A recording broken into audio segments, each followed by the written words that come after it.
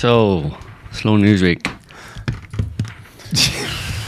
Oh, Jesus. What a year, eh? It's only January. It's only January. Seen the Week 2. Yeah. It's officially week 2. Yeah, it is actually. Well, it was a week and a half. I've had a week and a half. So, yeah. It's all about the great power games. I remember you saying as far back as Trump won that Trump will be an agent of chaos. Just you watch. And I was like, wow, no. We were like, no, he's MAGA, he's isolationist. It'll be fine. Yeah, it depends. Merkel will turn, multipolar and it'll be fine. Well, they are going multipolar, but it's like I keep saying, it's like the multipolarity is being forced on. It would be different if they were choosing multipolarity, but multipolarity is being forced on America. Or tripartite, or whatever you want to call it, world order, whatever kind of way it works out. When the chips fall and the cookie crumbles, whatever pans out, it's all being forced on America, and so it's kind of like a scramble for Africa. Yeah. Back in the day, except it's a scramble for the whole world. Yeah. Like, this is mine, this is mine, this is mine. Get your hands off that, and I'm taking this.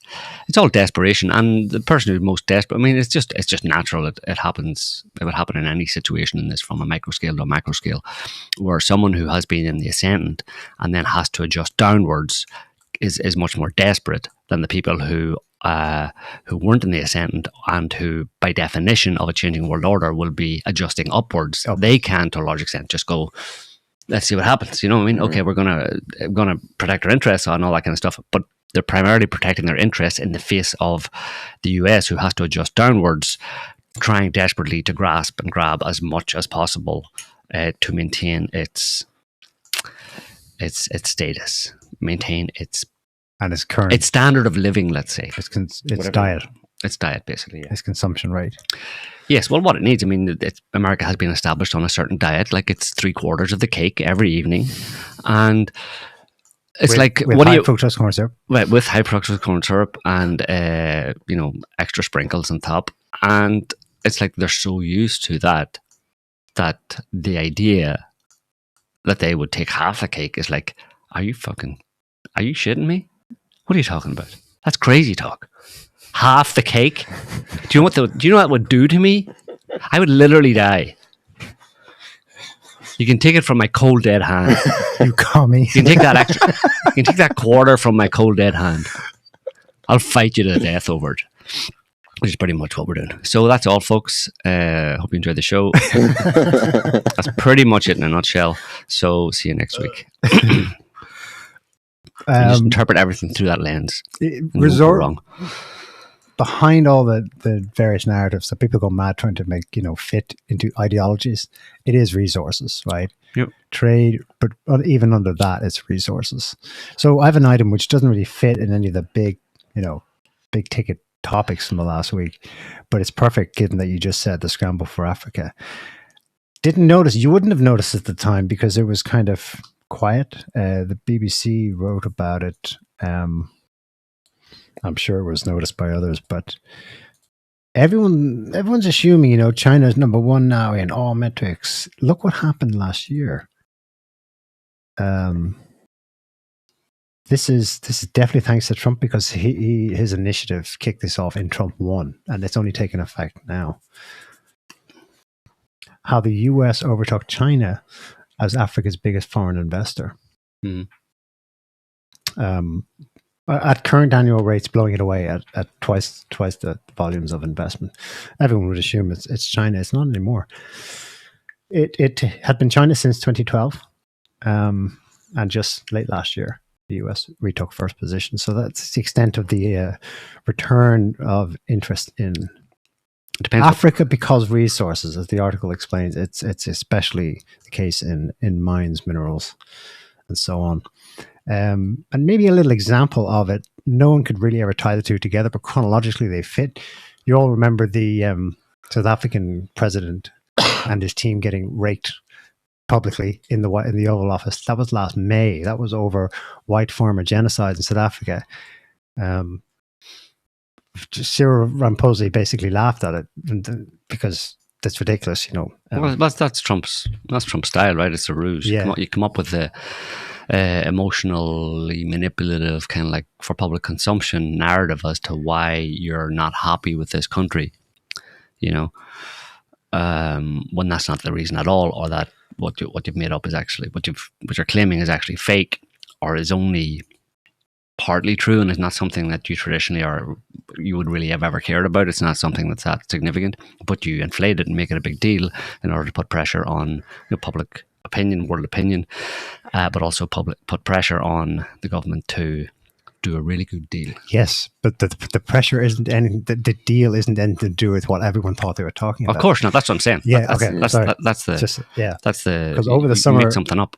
This isn't settled, but over the summer, South African delegations were sent to the US with Ramaphosa's blessing, and they still haven't hammered it out. But this article gives you an oversight. South African minister and top miner clash over US minerals plan. There's massive ideas. Some of them are more realistic than others. There are actual mines and mining interests and processing plants in South Africa that the US wants to buy. And then, of course, there are other prospective interests as well that are more speculative. But they are close to clinching it. And South Africa was briefly, during the period from the Ramaphosa white farmer genocide episode in springtime until roughly fall, the most tariffed country of Africa by the US. And now apparently it's halved again. So it's resources. Trump is talking all these, but that's why he never he seems like he believes any of it, because he doesn't. It's resources, it's good deals. It's and sometimes he does talk about it openly, he will basically complain, and it is about the oil. Well, only whenever, but not always. Down to it, yeah. And the sad thing is that when he talks like that, you get all these useful idiots on Twitter screaming about the thing, the narrative, screaming out the narrative as if it's a real thing that anybody ever cared about, that either the US government ever cared about, or that is actually a real thing, or the people, the public opinion ever cared about, except when Trump uses as a narrative to put pressure on the government, and they all think, oh, this is a social justice thing. Many fucking that's a funny thing, that the Americans are all, in particular, are all against social justice. Social justice is this evil lefty commie thing that they've been fighting about for ages, but they will also use it. Pretty much everything that Trump has talked about in relation to these different countries that he's putting pressure on in order to bring them onto America's side, he's using social justice issues. Yeah. And all the right-wing conservative Americans are all on Twitter screaming about the social justice causes in South Africa, in Venezuela, in Russia, in Iran, in China, in Iran, and they're just idiots. They're useful idiots. They're just tools. They haven't started unless they actually know it themselves. Unless they're aware of it and they're doing it disingenuously on purpose, maybe they're actually, they've been given their marching orders, or they've been told, like in one of those meetings, like with Netanyahu or with Trump, they've been brought in, to say, you got to push this angle, highlight, emphasize this particular angle, because there's definitely some of that going on. It's in service to our geopolitical agenda. But others are just like, others are good. Others are just like, I trust in Trump. I trust the plan. If Trump says this is a social justice issue, then I'm all for it. Sad. But yeah. So obviously that speaks directly to what happened in Venezuela. We already talked about that, but there's been, I suppose, a bit more has come out, but not much. A bit more in terms of Trump just being more explicit that I love oil and Venezuela has oil. It's not really about the quote-unquote millions of people that Maduro killed. Yeah. Maduro himself killed millions of people. Nobody knows where these people are. Can someone find the bodies, please? But, so yeah, there's been just a lot of hype, like MAGA hype about what went on in Venezuela and how awesome how it went down, how awesome the actual operation was, and how amazing sonic weapons. Which again, sonic weapons, which is, I think it's probably bullshit. That comes from one claim. Trump did dangle something. He said we turned the lights off in Caracas Yeah, but that's with not, something special. That's different from what this claim. Like that can be done like with some kind of either you hit some kind of electricity substations or whatever. Who knows? It's pretty easy to do just normally. Like, you don't need anything special, I suppose. Although maybe there was some kind of an EMP type device, whatever. But this is different. Some guys claim that he talked to some Venezuelan dude who was part of the security detail, and that they were all bleeding from their eyeballs and stuff. There was their heads were going to explode. Some kind of sonic weapon was used and stuff, and it's like pretty sure that it sounded like Captain Marvel. It's bullshit. Like, and it's just it's an example of like the ridiculous hysterical propaganda that's put out about it, like Team America, basically. America. Yeah, the Avengers, superheroes. Yeah, superheroes. There are a couple of details that were more realistic. I mean, a lot of Venezuelan and Cuban soldiers were killed. Cuba admitted that they had 32 men killed that night. Mm-hmm. That's not the full 80, but it's interesting that it does confirm that his security detail, Maduro's, was mainly Cuban. And then he published photos and ranks and stuff. Some colonels, some senior people in there, One of them, I couldn't verify that, but one of them supposedly at one point had a stint as the security detail of Pope Francis. Mm-hmm. Possibly. The New York Times, this helps pretty much. But if we take this as at face value, it confirms that what everyone suspected, that there had to have been a betrayal, a major one, for this to happen. The New York Times has a source in the CIA saying that, or rather has a source somewhere in the US government saying that the CIA had someone inside the Venezuelan government, presumably the cabinet, who helped specifically to track and target Maduro for that night, in addition to its drones having the freedom to have internet ISR during the operation. So they had technical and personnel help. Yeah. So it was actually super easy in a certain sense. But that's what pissed me off. I think I said this last week. It pisses me off just that they hype up the awesome prowess of American Special Forces and how like Avenger-like and superhero-like they are, while not admitting that it was actually a cakewalk. You know what I mean? I mean, that's not some kind of it's not really a daring raid in a certain sense when you have all the means to do it with ease, basically, up to and including people on the inside who will basically tell you exactly where the person that you're trying to abduct is, and that you have other people who will either stand down air defenses or stand down security guards and all that kind of stuff, and or led into a trap where they're slaughtered easily. Yeah, I mean, you're making it sound like it's not courageous and heroic to walk into a room that you control when you have guns and no one else has guns. You're making it sound like that's not heroic and courageous, and that it doesn't take significant manpower and manhood to just bust into a room. Yeah, and turkey shoot stuff. Yeah. But America has a history of not doing anything against anybody unless the turkey shoot. You know what I mean? The last time they tried it and it didn't work out that way was Taiwan or Vietnam. Well, in the meantime, Somalia, Mogadishu, they went into abduct the president. Exactly. Yeah, exactly. That's how it happens. Right. That's what happens when it's actually a scenario where you're really up against significant opposition, and that's what actually happens. If you go in somewhere and no one gets even bruised, and you take out all the enemy, as in like in a superhero movie, then you don't get to tout that as an example of your prowess. It's an example not of your prowess in that way. You have a certain prowess where you have the skill, the ability and the infiltrations and the means and the methods, whatever, to set it up so it's a cakewalk for you. That's what you can claim credit for. But you can't claim credit for being some, overcoming, almost unbelievable odds, insurmountable odds. Like every one of those guys that went in to capture Maduro, every single one of them is John Wick. Right, exactly, yeah. They're all pretty much John Wick. They have 8 feet tall, bulletproof bulletproof balls, and suits. Yeah, and if cast iron balls. That bullets just ricochet off, and not only ricochet off, but they actually ricochet off and kill the guy who shot him. Exactly, they're deflector balls. Ricochet deflector balls. Ricochet AI deflector balls, because they're actually they're running an AI kind of algorithm, or where it actually targets the person who shot at your balls. That's genius. Yeah.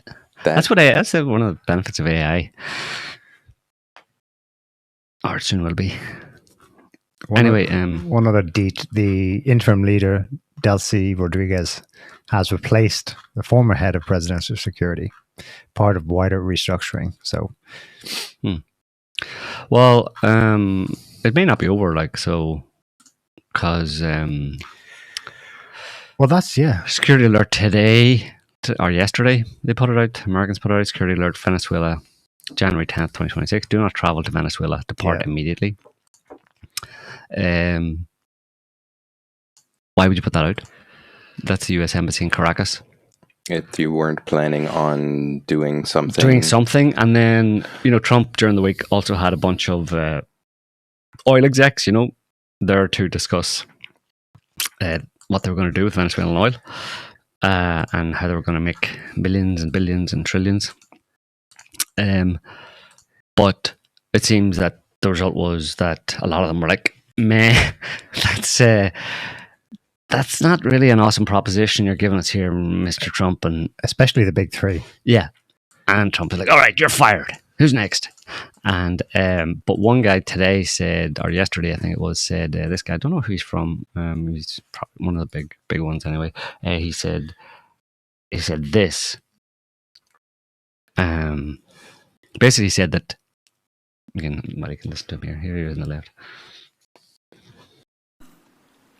With respect to Venezuela in particular, we have a very long history in Venezuela. In fact, we first got into Venezuela back in 1940s. We've had our assets seized there twice. And so you can imagine to re-enter a third time would require some pretty significant a lot of stupidity from what we've historically seen here and what is currently the state. If we look at the legal and commercial constructs and frameworks in place today in Venezuela, today it's uninvestable. And so significant changes have to be made to those commercial frameworks, the legal system. There has to be durable investment protections, and there has to be a change to the hydrocarbon laws in the country.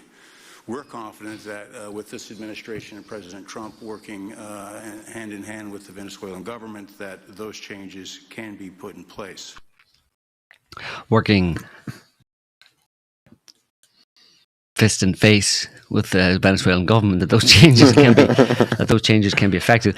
So it just depends whether or not. I just kind of thought that the outcome of this meeting and what this guy said, basically that there'd be significant changes have to be made to the Venezuelan legal system and the laws around oil exploitation and stuff. Well, if the Venezuelan government isn't willing to do that or doesn't do that, how do you make them do it? Well, you gotta send those superheroes back in and have them abduct the rest of the Venezuelan camp. We should have got them all. Yeah, we should have done them all at once, but we'll do it again. Or maybe a bigger. It depends on what way the Venezuelan government is positioning itself. It's hard to know whether this will presage a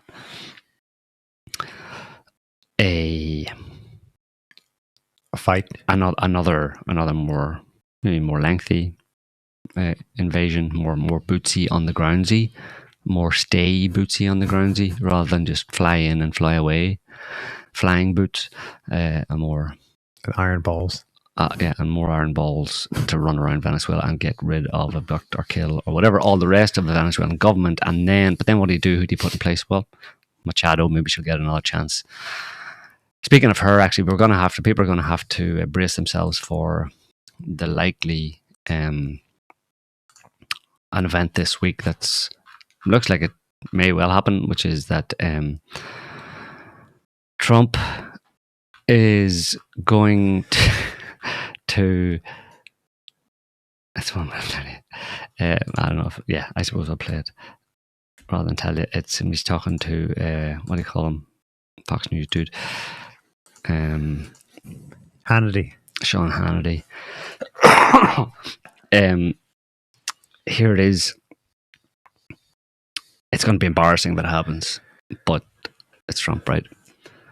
Nice person. Okay, she won the Nobel Peace Prize. Yes. When she accepted that Peace Prize, she dedicated it to you. She said to me this week, both on TV and radio, that she wants to give the Nobel Prize, her Nobel Peace Prize, to you for liberating her country.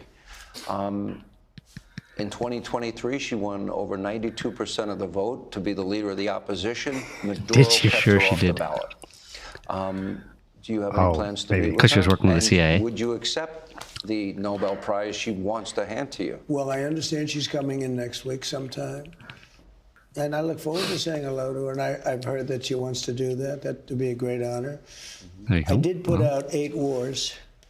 8 1/4 because, you know, Thailand with a hose. Started going at the garden hose. I'll put the list I up give a if you quarter, want. so it's Yeah. you put the list out as a hell Put of a out 8 list. and a quarter. I've stopped 8 wars, and I think it's been a major embarrassment to Norway. Now I don't know what Norway has to do with it, but that's where the committee is located. It's an embarrassment, but not people. for the reasons you think. And it's been a very big embarrassment to the country of Norway, whether they have anything to do with it or not. I think they do. They say they don't. But, you know, when you put out 8 wars, in theory, you should get 1 for each war, okay? Because some of these wars were going on for 30 years. India, Pakistan was ready to go at it big. And don't forget Azerbaijan. That one stopped. 8 planes were shot down. They were really at it. Yeah, yada. It was a big one. The Congo. She basically, it's going to be cringeworthy. She probably will do it. Well, she's coming this week, and Trump said he said he'd be very honoured to accept a second-hand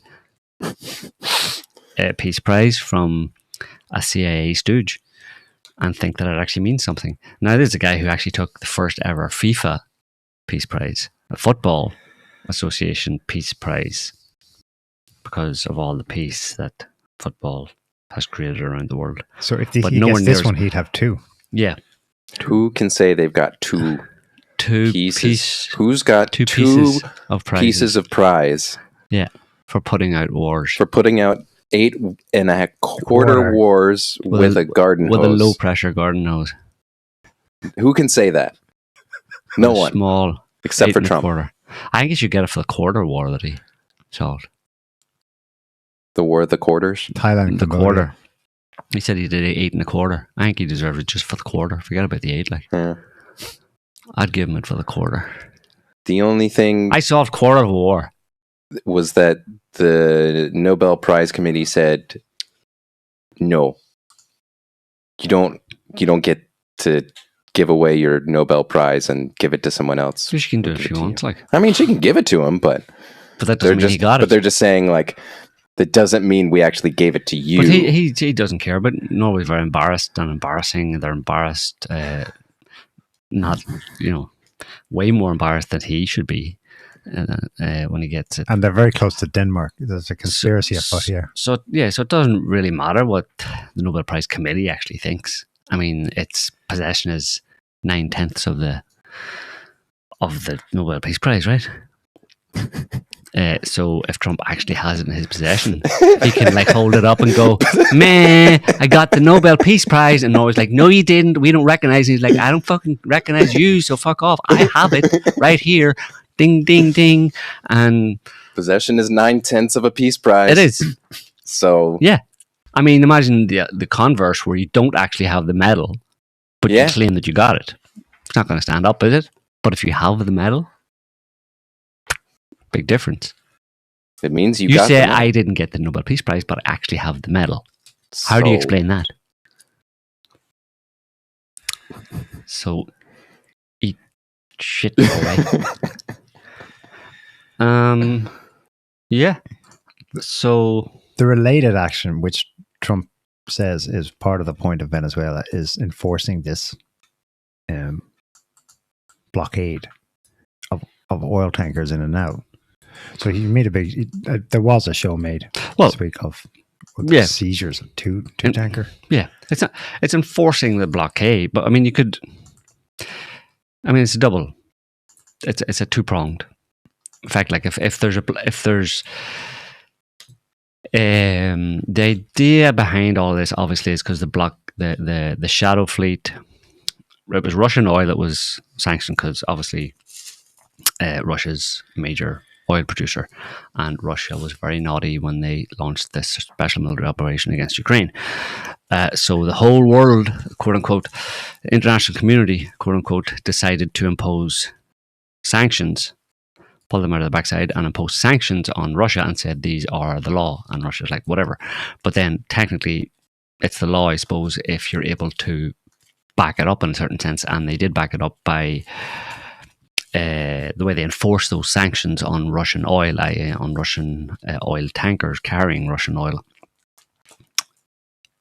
or shadow fleet, whatever, tankers carrying Russian oil, is, well, first of all, you force Russia to create the shadow fleet by sanctioning any tankers carrying Russian oil. And all those tankers then become non-legitimate in the sense that it's not, and again, it's this typical way of the sanctions. Sanctions aren't actually put on the vessel, on the vessel or whatever, but they're put on the insurance companies. And I think there's something like 10 major insurance companies who insure vessel, oil tankers, etc., around the world, shipping fleets around the world. And I think all of them are based in the city of London. So it's basically in London. And so they impose sanctions on them, but they didn't really need to impose sanctions on them. I suppose they passed the sanctions and say, look, if you insure these particular ships that we know are carrying Russian oil, well, then we're going to sanction you. So then those insurance companies go, okay, we're not going to give insurance to those tankers, and then they become, quote unquote, the shadow fleet, because they're no longer.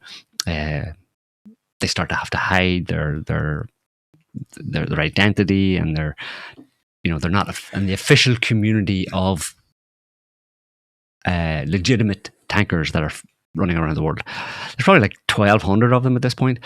Not all of them obviously are Russian, because they're shared between countries that actually produce the oil and countries that want to buy the oil. So have some, but the registration of them and all that kind of stuff is very vague and opaque, and they're usually quite old tankers, that have been bought on the cheap. So some of them be registered from Turkey, because Turkey actually, receives some of this oil and stuff. But then India, Iran, Venezuela, obviously Russia has the biggest stake in all of them. China, to some extent, is financing all this as well. But China is a receiver of oil as opposed to the one that's actually shipping it, But it does contribute to this fleet of tankers that obviously, if I want oil, I want to maybe have some tankers that I can send out to get the oil to bring it back to me. Anyway, so so if you want that's been going on since 2022, since Russia made the mistake of invading Ukraine, and it's created this shadow tanker fleet that has been evading these quote unquote sanctions and still delivering oil to Russian oil and getting oil from Venezuela, from Iran, taking it to China and various other places, including to India, for example. One of the hubs was one way for the Europeans, even though they're the ones who imposed the sanctions, one way for the Europeans to actually continue to get buying Russian oil is that Russia would send oil out in one of these tankers to India, and India would then kind of rebrand it, or could be a vagueness or a blurring of the identity of the tanker, or they would put it into a different tanker and brand it in a different way, and then Europe would go and buy that oil, and they're effectively buying Russian oil, but they just quote unquote think that they're not buying Russian oil, but they probably know very well they're buying Russian oil. So it's all because they know they can't not buy the Russian oil. Yeah, in the short term. It's a long-term ideal, I guess. Yeah, but even in the longer term, you can't take Russian completely off the market. No, because then I had a quick look. Massive. I thought, well, spike in oil prices. They must be taking a big hit. The Russians. It's like 100,000. Oh, I can't remember the metric. Was it barrels? I'll go with barrels. Russia usually ships out like 9.5 something million barrels a month or something. Million barrels. Yeah. And December, it was just down 100,000. But it's still 9 point something. It doesn't really make a dent. Not yet. Yeah. So this is very showy, what happened last week. But it's persistent. And I suppose just on the legal official narrative level, I guess Trump gets to say, well, he did say this. I'm just upholding, what I inherited from Biden. This is surely what the Euros want. It's a sanctioned tanker. We asked it to stop. They told us, no, you can't board. So we chased it and we made them let us get on. So legally, it's all consistent. I'm impounding a sanctioned tanker. Except that the sanctions aren't legal. No, because they're unilateral. It's basically like, imposing sanctions or claiming that a boat that's sailing on international waters is illegitimate, then therefore we're going to take it because it doesn't have, like, say, a Russian boat sailing on international waters doesn't have a registration that the Americans recognize. If you want to take the analogy further, it's like almost like there's a car driving in Canada and it doesn't have U.S. registration. Exactly. Yes, pretty much. And so the Americans go into Canada and seize it. And seize the car. Yes. For not having U.S. registration. I mean, they talk about these sanctions as if they're somehow legally binding. Like, well, who applicable? Yeah. What is it, like God? Whose law is this? God's law? Your law? Yeah. I mean, but that again is what people are talking about, the breakdown of international law, such as it was, which was basically America's law. And now we're seeing that it actually has always been America's law, that other people have abided by or been forced to abide by or accepted that they would abide by it. But it's now getting to the point where people are no longer feeling like abiding by these arbitrary laws that America imposes on the rest of the world. Which is, any normal person would go like, hey, screw you, But the point about it is that the point is so those sanctions have been in place, creating the shadow fleet, and now they're, it's just a continuation of the clampdown on the attempt to embargo. To one extent, they're not having a lot of success, as you mentioned, with Russian oil, but this was an attempt to use that general idea of sanctioned oil and sanctioned tankers to capture Venezuelan oil. And the reason they wanted to capture Venezuelan oil and capture Venezuela, as we saw with Maduro and Venezuela, is because they want to, it's not so much, obviously they don't want to stop Russia from accessing Venezuela oil. They want to try and clamp down on, to some extent, it's part of the equation to clamp down on Chinese oil supply. Basically saying, because in the future, the idea was that in the future, eventually they may be able, both China and Russia would be able to kickstart Venezuelan oil production more than it has been already, and in that way be able to thumb their nose even further at America. You have a scenario, future scenario, because they gave these scenarios out where this is going, and we need to stop this now before it gets there, obviously. Yeah. So it's like, if China gets all of Venezuela's, not all of it, but if they get a significant part of Venezuela's oil flowing and it's flowing to China, then China no longer China has a resource for oil that, in addition to Russia, for example, that it no longer needs to buy in pay dollars for. So it could eventually, in theory, offload all of its dollar reserves that it's holding, which wouldn't be good for America. So again, this is part of the whole multipolarity and the changing world away from the dollar-backed oil system and the dollar dominance. So it's all part of that piece, basically. So that's the primary reason, I think, the second of moving into Venezuela. So it's all tied together. It's not just one thing. It's like one thing leads to another, leads to another, leads to another. And they've envisioned all of these different scenarios that would all be bad for America if this was allowed to continue.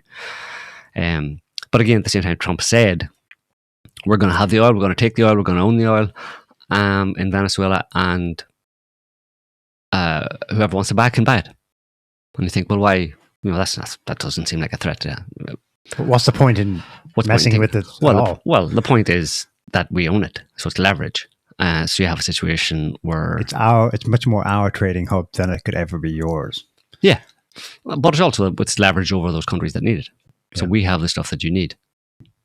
Your adversary, has natural resources that you rely on. They're critical natural resources for you, and we have them, and we're your adversary. So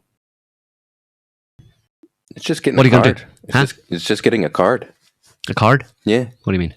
Because Trump holds all the cards, so this is just yet another card. He's going to have the whole deck soon, yeah. Yeah. That's what he thinks. It is a big card to hold over China. I think it's a kind of like an environmental, a locked-in structural fact that China has to import 60% of its oil. Mm-hmm. It just doesn't have enough resources in or near China. Mm-hmm. And that's kind of just one of the cards it does not have in this great geopolitical game. The US does have that card. But one of the cards it does have is... the rare earth side. Is rare earths, but also Taiwan. Because obviously America can find, and that's what you mentioned, a new scramble for Africa type thing. That's what America is going after in Africa, which is to try and reduce its dependency on Chinese rare earth minerals and find them elsewhere. But one choke point or one potential, obviously flashpoint or leverage that the Chinese have over America is chip manufacturing, semiconductor manufacturing in Taiwan, which is something like 90% of the world's like the high-end chips come from a few companies in Taiwan, which is why Taiwan is, there's all this talk about China doing military exercises around Taiwan and potential for China to try and take Taiwan, because then that would be their leverage. That would be a corollary for Venezuela for China. For China. So America says we have Venezuelan oil. You need it. What are you willing to do to get it? And Taiwan can say if it were to take, China would be able to say if it took Taiwan, you're very dependent on, like the rest of the world, but you Americans in particular are dependent on Taiwanese manufacturing of semiconductors. So, what are you willing to give? So they're all just trying to work out, gain leverage over each other, so that, and in theory, in an ideal world, that would work out, and it would all be like, okay, you have oil, we have chips, let's do this. But America wouldn't let that go so easily. None of them let it go so easily. They let it go when they have to because they have no choice, but America seems to have a lot more choices, or believes there's a lot more choices to say no to its adversaries trying to gain leverage over it. It's like drawing a line at all those things, whereas other countries like Russia and China will kind of, in the case of Venezuela, will just let it go. Now you could say they let it go because they couldn't do it otherwise. Well, yeah, that's true.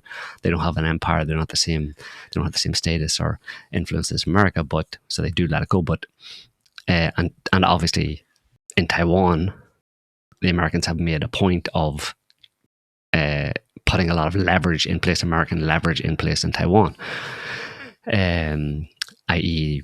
lots of weapons, military personnel.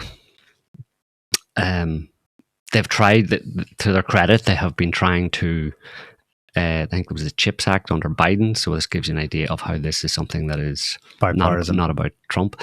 The CHIPS Act of 2022, where Americans are trying to bring chip manufacturing back to America. They've even have that, I think that's companies called TMC, I think it is, in Taiwan, trying to get them to offshore. Well, to build, and they have agreed to build, high-end chip factories in America. Different other companies have, followed Trump's demands of setting up in the homeland to reduce the future potential. Yeah, so that we don't have to worry about it. But it's going to take a while, and in the meantime, if you don't do it fast enough, China could still take Taiwan and create that leverage, because Taiwan still is the dominant, by far the largest manufacturer of and supplier of high-end chips, and they're important for everything from medical supplies to cars to dishwashers to whatever. So the problem, it's a really thorny question though, because you wonder why China hasn't moved on Taiwan already, because this has been talked about and there's been rumors of it for years and years now, and why they haven't moved on it. Well, because the problem is that China relies on Taiwanese chip manufacturing as well. So if you invade the country and it's full of American weapons, and the Taiwanese government have said, they're ready and locked and loaded, well, you can end up blowing up all the chip manufacturing plants in Taiwan, and then nobody's happy, right? The whole fucking global economy takes a serious hit. Even if they don't blow up the manufacturing sites themselves, whatever, you're talking about an embargo or an inability to ship the chips from Taiwan for a significant period of time, which obviously wouldn't be good, So it's a very delicate thing for the Chinese to have to deal with, and obviously all sorts of military exercises and gaming scenarios about how to invade Taiwan would happen, but they have to be very careful because it could end up being shoot yourself in the foot type thing, I'm sure. So again, even that is a kind of leverage in a certain sense, you know what I mean? Because we talked about leverage, like where China would take Taiwan and then use the leverage of the chip manufacturing against America, but China can use the leverage of, will we invade, won't we invade? What are you willing to give us? What are you willing to do? What deals are you willing to strike with us to prevent, so that we would agree not to invade Taiwan? So even the threat of it. So you have to see it in that context as well. It's not absolutely sure that China is going to invade Taiwan, but all of the militaristic maneuvering and exercise and all that kind of stuff around Taiwan and talk of China going to invade Taiwan could be being put out there to a large extent, by facts on the ground, by having the exercise and stuff, that giving the impression that China is going to invade Taiwan as a form of leverage in itself. That they don't actually intend to do it, but they pretend that they're going to do it in order to freak the Americans out and get the Americans to say, look, if you don't stop with your bullshit about trying to invade Taiwan, we will do A, B, or C. Yeah. For now, Xi is still one of Trump's best friends, as he mentioned again for the 1,000th time. Yeah, well, at this oil executive meeting. I think at this point nobody believes Trump that he's a friend, because he says some people are friends, and then he says he had a really good conversation with that person one day, and then the next day he said, I just sent our Avengers in to abduct him and put him in prison. It's like, well, not friends anymore then, right? So yeah, I think he's lost any trust. Is Greenland a part of this? Is Greenland is comparable to Venezuela? I'm just asking because it follows so immediately, sequentially. I mean, obviously people have talked about Iran coming next, but Stephen Miller's White House chief of staff just tweeted, as soon as Maduro was captured, she couldn't contain herself, a map of Greenland in the US flag coming soon. Trump himself was really happy for Fox News reporters to ask him about Greenland at this oil executive meeting, ostensibly about Venezuela, and the whole thing got sidetracked. He does sound serious. Yeah. But when he talks about China, Russia, blah, blah, blah, and again, he gives the bullshit thing. Well, he just leaves it at that. Or security, which is not actually true. Again, it's not true. Maduro didn't kill millions of people. Maduro wasn't running drugs into America. He wasn't responsible for the deaths of Americans, etc., etc., etc. That was all a narrative. There isn't a major problem with white genocide happening in South Africa. Iran isn't, all the narrative are bullshit. So when you hear from Trump, it's a narrative by definition. Sure. And his narrative is that the Russians and the Chinese are surrounding Greenland and going to take it, and that's a threat to our national security, which is the narrative bullshit, because Russia in particular is operating in that area, but it's within Russian territorial waters. It's not anywhere near Greenland. That's not actually happening. He makes it sound like he lies. Russian subs are using Greenland as a kind of shield to creep up on the US. No, it's bullshit. That's the narrative. You have to understand that fits perfectly with the narrative of Venezuelan drugs. Yeah, blah blah. It's emotive. It's hyperbole basically. And the narrative, and then it's very easy to figure out what the actual reason is behind it, which fits again with what we were just talking about, which is that Greenland has some of the largest, or maybe the largest, or who knows, but the largest undeveloped rare earth resources. So there you go. He wants rare earth. Yeah. It's nice because you don't have to think too hard when it comes to Trump. So, because you don't have to wade through the bullshit, You only have to wade through one layer of bullshit, and it's a very transparent bullshit. It's like see-through bullshit. So reports are that allegedly the person who first inspired Trump to annex Greenland in his first term is this guy, Ronald Lauder, billionaire of Lauder Cosmetics, Trump ally who inspired Greenland purchase idea, quietly invests in Greenlandic companies. This is from October last year. Scroll down.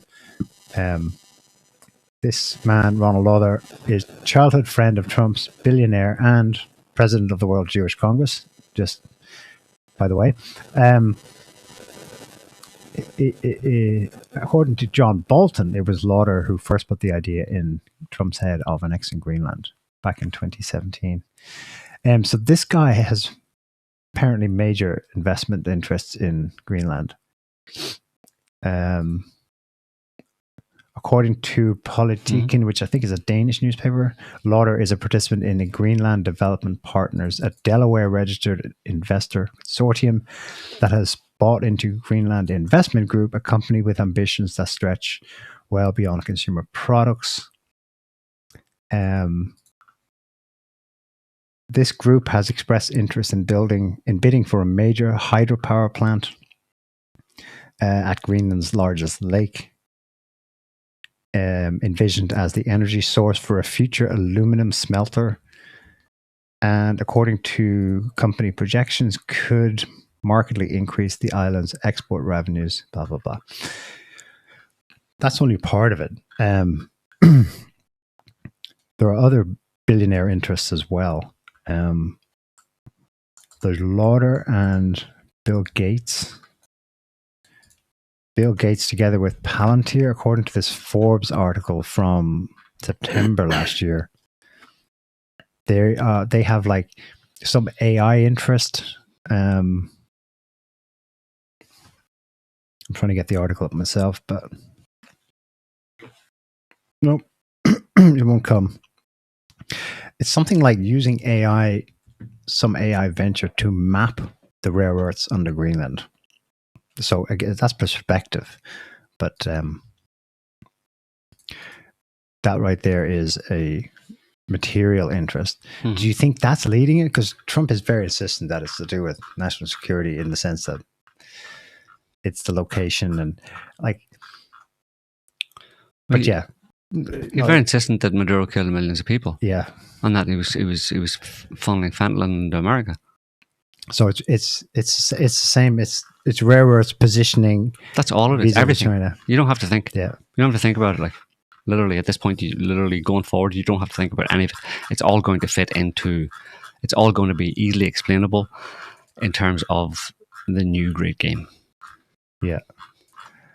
For what it's worth, Daily Mail today alleging that Trump has, quote, drawn up plans for a military invasion of Greenland. It's not going to take very long. The Danish leader and other Euro leaders are saying that this would end NATO. Britain's obviously nervous. Hopefully. Can we get that in writing? Yeah. The promise. The Brits are madly calling the White House trying to propose troop deployments to Greenland to protect it for the US against Russia and China. They're calling his bluff. They're calling his bluff, right? But of course, that's not going to happen because that's not the reason. Right. Well, maybe they're trying to call his bluff, or maybe they're all trapped and maybe trapped by their own narrative, you know.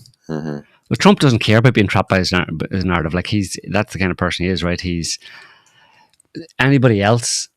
If they spun this narrative, their bullshit reason why they were doing it, like freedom and democracy, whatever, they have to kind of double down on. They have to go with it and run with it and try and do the mental gymnastics to make it fit. And they just blank people and stonewall people and keep repeating freedom and democracy or Maduro's drugs and that kind of stuff. But Trump, it's just like, it's too hard. It's for the oil, okay? Just for the oil. Yeah. Can we just say, I mean, he killed a lot of people, yeah, but it's the oil. I mean, it's the oil, really. Come on. Get with the program. I got too many things to do. I can't spend too much time with that narrative reinforcement. European journalists have been flying to Greenland to get a vox populi on local opinion there. So let's see what the Greenlanders think about going Merca. Talk about him because he spoiled my sleep, or they do. Spoiling sleep. I don't sleep very well because don't worry I'm about afraid love. They have no respect for us, for my country, or for our country. So, what I think is, he wants the Greenlandic minerals to pay off the national debt of United States. Partly, yeah. That's what I think. I think people are Good really man. scared. And You figured it out. Yeah, I've seen quite few who were concerned. I dreamt about him last night. Oh, Jesus, that's the worst thing. Nightmare. That he was coming with the ship. It was awful, that dream.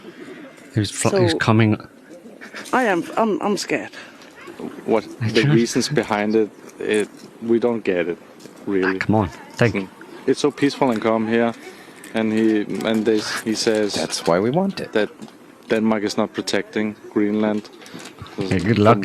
And there's been a collaboration with the USA for many years. So it's not all of the sudden, but it's really aggressive now, and it's getting kind of annoying.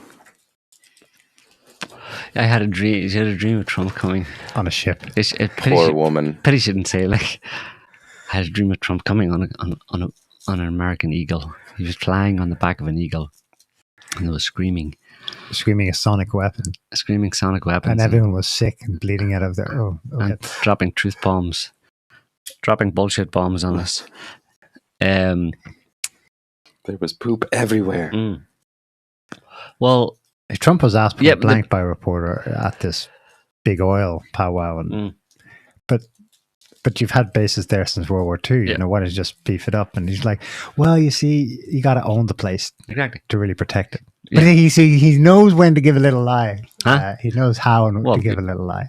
Well, yeah, a little lie to protect it. Yeah, if you own it properly. If it's yours, then you can drill, baby, drill. Yeah. If you've just made some kind of a defense agreement where the Greenland government or the Danish government or whatever it is agrees to. In fact, that wouldn't even happen. The thing is, they can put as many troops as they want there. They already have 2 bases, or they have a few handful of troops, or they can increase those to 500,000 if they want. They can put 1 million American troops there if they want tomorrow, and no one would say a word. And then, why doesn't he do it? So what's it about? I mean, it's so transparent when you listen. I mean, it's like someone feeding you a super transparent line of bullshit about why they're doing something. You know, why is your hand in the cookie jar? Because I am I'm conducting a study on the tactile effect of you know, the nature of cookie surface roughness on the epidermis of the human skin. And it's like, okay, I'll go with that one then. I was like, you probably wanted a cookie? I don't know. It's much easier to protect American billionaires when you don't have to deal with European bullshit laws. Bureaucracy. Correct. Red tape, regulations. Correct. Yeah, also red tape. We own it. When it's ours. It's open season. And we control. There's one law. The government and the judiciary, and that law. There isn't one. There's one. There isn't. There's one law. Yeah. And there's one judiciary. Yeah. There's one law on the books since we own it. We've rewritten the laws, and it says, and it's got 3 words: drill, baby, drill. Or dig, baby, dig. That's the law. And it shall be the whole of the law. And the whole of the law.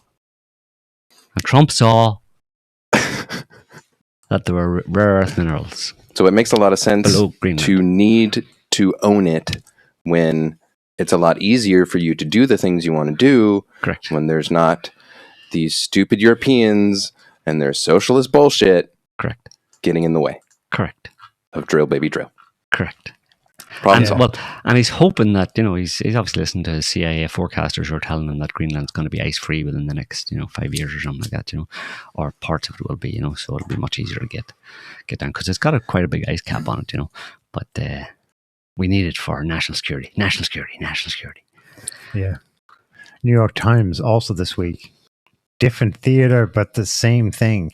Dobra lithium field goes to Trump-linked investors. New York Times reports the Ukrainian government commission selected a consortium to develop the Dobra lithium field, which is in dead center in Ukraine. So technically still under Kiev's authority. That was on January 8th. The consortium includes Ronald Lauder and TechMet, an energy investment firm partly owned by the U.S. International Development Finance Corporation, an entity set up by Trump in his first term. Mm-hmm. So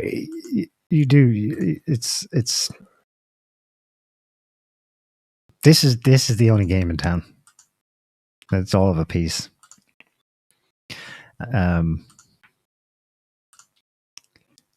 lithium rare earths from Greenland. Venezuela is about oil, but yeah, natural resources needed to feed the beast, feed the yeah, and even like I mean, this week like Elon Musk. that guy for I think I said it last week today. Yeah, I posted where he said it's heartwarming. The world's smartest man. It's heartwarming to see so many Venezuelans celebrating the country freed from a brutal tyrant. It's like, do you really believe that? Because I hope you don't. Because you're really stupid. You learned nothing from your time in Doge, at least. You know what I mean? Your brush with government taught you nothing. But I think so many Americans are just caught up in that idea of, you know, of manifest destiny and USA, and you know, everything we do is awesome and it's all for good and we're the greatest country on the earth and our president is the greatest president ever and you know, because that, like Musk saying that stuff about that and about Iran, so many people talking about Iran and stuff, it's all freedom and democracy stuff. Like, it's Iraq freedom and democracy. Like, how can they not know? It's Pavlov's dog. And every time they say brutal dictator.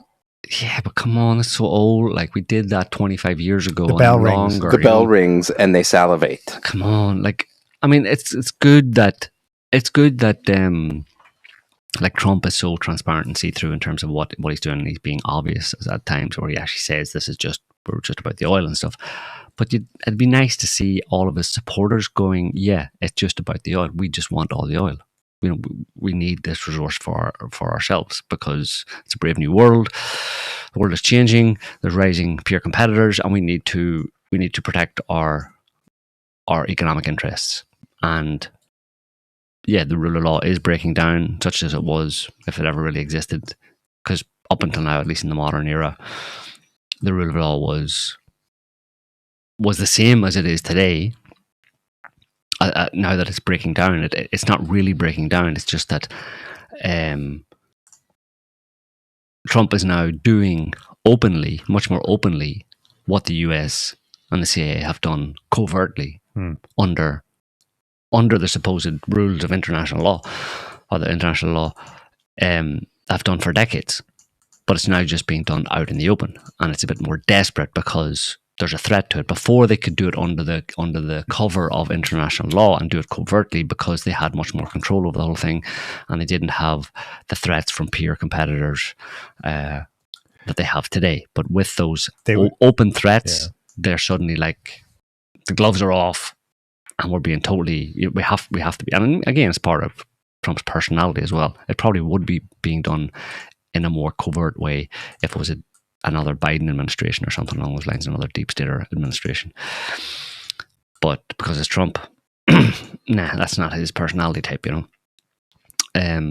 But I think even like Kamala, if she was your president right now, it would also be a lot more overt. They wouldn't be able to hide it.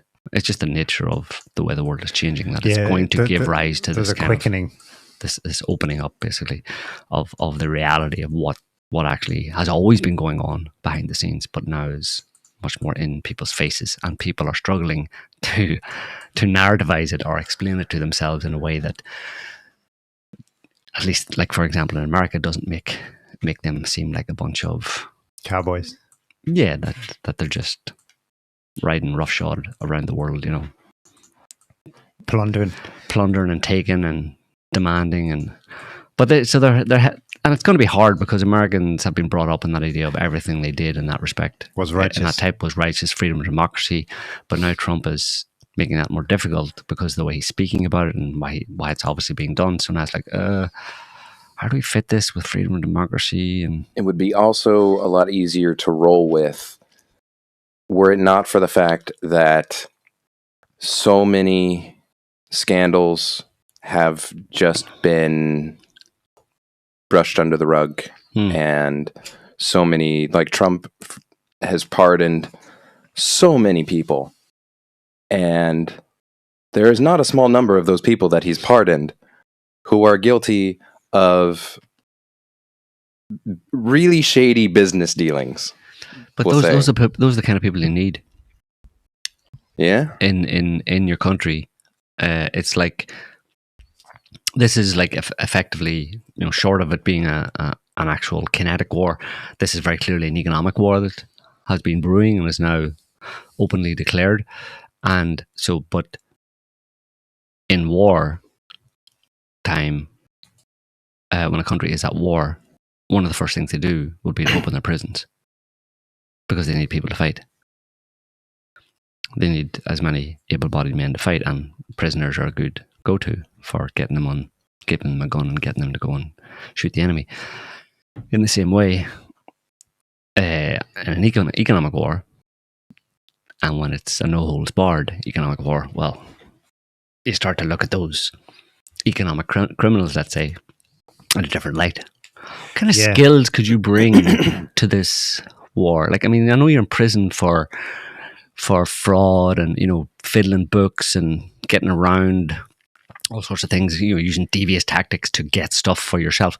How would you feel about doing that for your country? Yeah, that's how it goes. So, like your man, what do you call him? Paul Singer. Yeah, Paul was a capitalist. Tell him what do you call him? We call that actor in Titanic. Leonardo DiCaprio, when he in that, what was the movie? The Wolf of Wall Street. No, in the movie, he was in that movie. The Aviator? No. Yeah, or no, Catch Me If You Can. Yeah. Where it was a true story about a fraud. A guy who was really good at forging checks, basically. He could forge perfect checks, and he went around the country forging checks and making millions and all that kind of stuff and insinuating himself into all sorts of different places. And he got caught eventually. And then the FBI, whatever, brought him out of jail and started working for them. So, it's an example. Yeah. That's why there's such a culture in the US of turning people informant. They're just too useful, so many of them. It's terrible because it has terrible pro-cyclical effects where it ends up degrading the country's real interests, but they can no longer see that, So the kind of MAGA pathway that most ordinary folks who don't turn to crime envisioned is such a clash with this. So ordinarily, someone like Paul Singer would wound up in prison because he's definitely a white-collar criminal. He's basically the original. The term was invented for him, a vulture capitalist. He's someone who comes in and acid strips the shit out of everything. Yep. He's done that all over the Midwest in the US. There was enormous political pressure from state-level legislatures to get this guy behind bars. He survived that, and he's now poised to be the number one immediate benefactor in Venezuela because he has acquired at a cutthroat price, because Trump sanctioned the shit out of Venezuela's interests in the United States, Citgo gas stations. He now owns it, and he's going to strip it, which is in the U.S. national interest. That's what they want. They need someone who can do that. So Paul's your man, But that's why I like making the distinction between there's what's in the interests of the American people, and then there's the interest of like America, because like you're saying, they do these things and they say it's for America, but what is America if not its people? And the people keep getting hurt by all of these things. So is it really? They're not getting hurt. How are they getting hurt? Americans? Yeah. They're going to get all that free oil from Venezuela. Tim Pool's excited. He's excited. The gas prices are going to go down until they attack Iran and things go pear-shaped, and then the price of oil skyrockets. So it's a very delicate balancing act going on, And we want to do these kind of things, but you realize that there's blowback. So do you do them or don't you do them? And I mean, obviously in Iran, that's definitely like a color revolution going on there, as it has happened in so many other places, and they're happy to just watch it play out for now. But Trump's brought in the idea of, if they kill too many people, then we're going to hit them hard. And of course, if the US were to attack Iran in any significant way, Iran would respond, and then you'd have the kickoff of a new war. Would it be another 12-day war? Don't know. Could it spiral out into something longer and much more destructive? Quite possibly. So it's dangerous times we live in. But the protests, at least so far as I've seen, have petered out over the last few days. Like yesterday, they were saying that there really wasn't much of anything going on in Tehran at all. No, except on Twitter, on X. There's a lot going on there. Oh, yeah? Yeah. The regime almost fell on X. Oh, yeah, that's right. Yeah. That's right. I forgot. On At X, one point, I think the Ayatollah actually fled to Russia on X, but then he came back. He fled back again. He said, no, false alarm. I'm actually going to go back. I'm going to head back on. It's too cold. There's too much snow in Russia. So he decided to go back to Tehran. And Twitter was very upset because they were like, I thought we had achieved that there. Just by saying it over and over and over again, we thought the reality would manifest just by saying it. But on X, regime collapse is inevitable. You just go on so there close. It feels like so close. It's imminent, Some people should get the Nobel Peace Prize, on X for single-handedly causing the collapse of the Iranian regime through tweets. There was one. I was scrolling through the tweets from the Telegraph, and in one graphic they had two rioters who had been killed, and they said they were killed for peacefully protesting. And then directly below that it's an image of like a half dozen cars on fire. And I just loved that juxtaposition of peaceful protesting and cars on fire. Yeah. Which, mostly peaceful, fiery protests. that's a throwback to BLM, right? Yeah, which is exactly what it reminded me of. Yeah. The other angle here is Cuba as well. Trump's talked a bit about Cuba, that Cuba's hanging by a thread, and Cuba lived for many years. Again, it's our backyard, even more of our backyard than not our backyard, but your backyard than Venezuela is, and it's been financed for all these years by Venezuelan oil and Russian help, I suppose, to some extent. Big time financial, especially. Financially, in the same way in Venezuela. Probably Chinese as well. But now it's all over, according to Trump, because no more Venezuelan oil means, the imminent collapse of the Cuban regime. Regimes just falling all over the place. Bonk, bonk, bonk, bonk, bonk. What's that noise? Oh, that was just another regime falling. It's because the capture of Maduro was a sign to all evil dictators everywhere to quake in their boots and quake. Fall.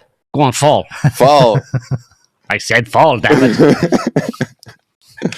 There's a strong gust of freedom wind. Yeah. Bring in Lindsey Graham. This one needs a push. Yeah. Needs Linda Graham to go, fall. Fall for me. Oh, I'm so excited about your falling. The New York Times today claims, again, citing sources, that Trump has been presented with strike options for Iran. Who? US? Yeah. Yeah, Trump has been presented with strike options. Yeah, I saw today as well that at least it was in the Telegraph, I think, that they said that the guys, the military people, US military people in the Middle East said, hang on, we need a bit more time to kind of organize this, you know what I mean? Because we're not ready. We're just we're hardly finished with Venezuela, you know what I mean? Settle down, simmer down. Well, it seemed like Iran's been under internet blackout for 3 days. Better go on. I was just gonna say the oh shit, I lost my point. Oh, sorry, dude. I'll find it eventually. They were just trying to because there's been a few Mossad agents actually captured. Mm-hmm. One that was recently reported as having given actual intelligence on the operation and the agenda, and as well as a few hundred ringleaders, dozens and dozens and dozens of other rioters who've been arrested as well. So I think part of the reason for them having to walk things back in the way that they have by putting out these informational releases from some that I've seen Israeli sources that the U.S. is saying that they're not quite ready yet. Well, maybe it's because all of your guys are getting captured and it's not working out quite like you wanted it to, and so you're having to rework your strategy a bit before you can move forward because it's not really working. Yeah, for sure. I mean, they may just not may not be ready or prepared for, because it would take, it does take you getting your ducks in a row, especially the Israelis and the Americans in the Middle East need to get their ducks in a row for anything. There's no point in doing something by half measures. Like, if you're going to do something, you need to, what's the point? Okay, maybe you generate a bit of income for the military-industrial complex by dropping some bombs on Iran or whatever, but what's the point if it doesn't actually change anything? Because at what cost is that going to come? If the Iranians have said if they go for Soleimani and they go for actual regime change in Iran has said everything is a target. So all of the bases that the U.S. has around Iran, and Israel, as well as any boats in the area, like all of it is a target to them. It's essentially the same as what Russia has said time and again about if they feel like there's an actual existential threat to the Russian government, everything is a target to us. And then I can understand the Iranians being of a similar mindset. It's like, well, if it's either we go down or, we fight to the last, then that's what we're going to do. So that really does require having thought things through a bit before pushing things that far. Yeah, at least for the military response to Iranian missiles and stuff like that is but maybe they think they can absorb that damage, whatever. They can shoot enough of them down, and it'll be, they'll suffer a similar amount of damage as they did in the so-called 12-day war last year. And was it last year? Yes, just 6 months. Flies.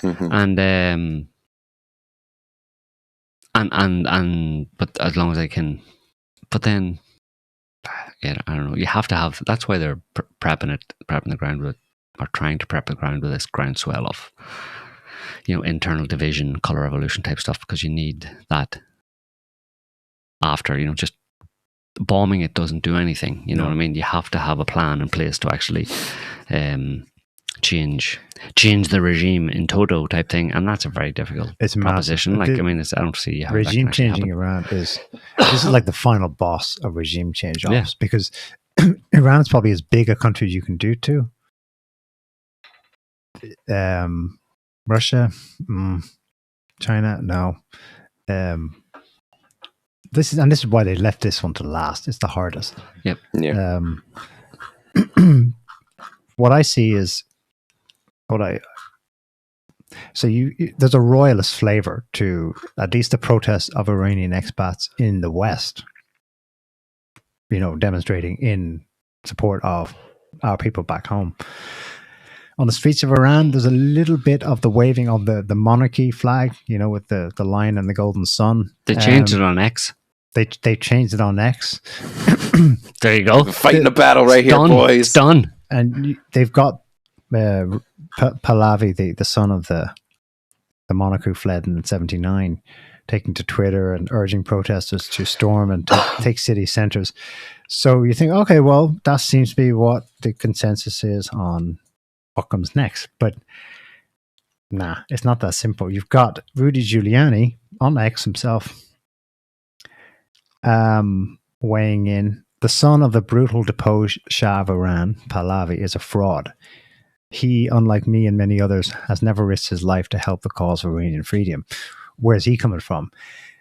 Giuliani has for decades now been a major supporter of the MEK, which is a non-monarchist, actually formerly Trotskyite rebel group that broke away from the Iranian Revolution in 1979 or early 80s.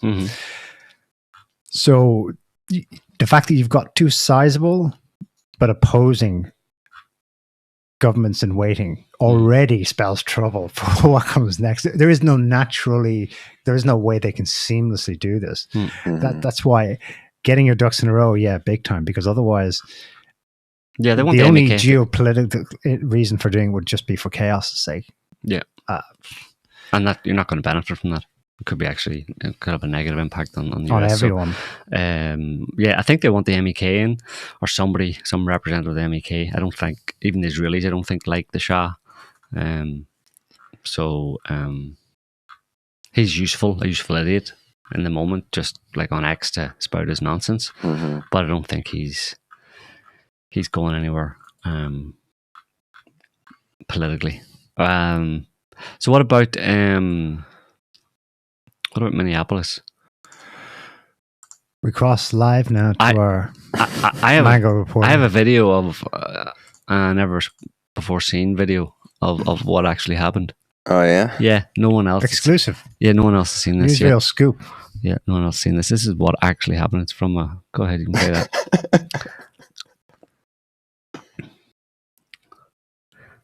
So that was her. That's the ICE agent right there. And as you can see, he didn't have any time to avoid being struck and almost killed by the car. So that's right there. I think that's pretty conclusive that this was a murderous domestic terrorist attack. It's pretty definitive right there. Peace-loving ICE agent. It's nothing you can say. There's no rebuttal to that. There's no justification that you can give for. There's no context. No, that was just. It's just domestic terrorism. Just domestic terrorism. It was inevitable, considering the context of everything that's been going on, and that something like this was going to happen, and it's happened before. So it's not like it's a new thing that hasn't happened before, because it has. Right. It's just that for whatever reason, this one has gotten a whole bunch of people in a fury, as opposed to all the other times when it happened and no one gave a shit. Mm-hmm. Have they shot dead protesters by accident or whatever reasons? ICE agents have killed people they were searching for. Well, them, but then also, I think there was also a similar case. Like there was at least, I think, 5 who were U.S. citizens who were in their car, and ICE agents shot them, and they were unarmed. Right. Mm-hmm. So again, this type of thing, even if it wasn't like exactly as it happened in this case, similar things have happened before. It's just that in this particular incident, for whatever reason, just struck a nerve and struck a chord, and so it gained a lot of traction. Right. But again, considering all of what's going on, these things were inevitable and they have been happening. So I don't know why anyone is shocked by it. And yeah, so it's a whole lot of. Does it strike you as odd odd nothing that it was a mile from where George Floyd was shot? Does it strike me as odd? Or is that just one of those crypto geographic things? Maybe. Yeah. Maybe. I don't see it as being like intentional in any kind of way. Like, no. I mean, I can see a hell of a coincidence. I can see. Well, yeah, it's a hell of a coincidence, but it's also like not something that I would see as being like engineered or maneuvered. Like the guy walking in front of the car, despite it being against all regulations, against all protocols. At most, I think, as far as you could take that, would be that he was looking for an excuse, right? But I think that's as far as you could take that. Yeah. But yeah, taking it farther than that, I don't really see that. I do think that it's like coincidental, and I think in the broader context, it was bound to happen at some point, given the polarity, specifically over the deportations that have been going on for the past year, really, since Trump came in. Right, it's really only been a year since Trump has really doubled down on this in a serious way and made it all start to happen. Right, that an ICE agent was going to kill someone who was not like an actual illegal, who was trying to flee, or whatever. Who was trying to protest, trying to stop ICE agents, because Americans are like, they're all quite taken with the lefties are the pro immigrant section of the American population are all, they feel that they're well within their rights to stop this happening. It's all about freedom and democracy, right? And this is what this country stands for, and we're Americans, and we should stand up to corrupt politicians, all that kind of stuff. So in a certain sense, that's all good, that element actually exists in America, regardless of the reason. If you can disagree with the reason that they're exercising that sense of power, let's say, that the power of the people, right, to stand up against corrupt what they believe to be evil or corrupt government. Or wrong government policies, right? I would agree with that. With it being good that there are people who are willing to make their disagreement with a policy heard and known. Like I agree that is an unequivocally good thing. But when you are doing it in a way that is essentially playing with fire and gasoline, actively involving yourself with in a way that interferes with police protocols and active. And in the context of the polarization over the whole issue and the anti-Trumpism and the divide between left and right, and how Trump has taken it to a kind of a more militaristic, position, let's say, where he's kind of like created there's different groups within ICE, or they're working with ICE, that are almost, not exactly, but almost like paramilitary groups type thing, that aren't official, not just police, right?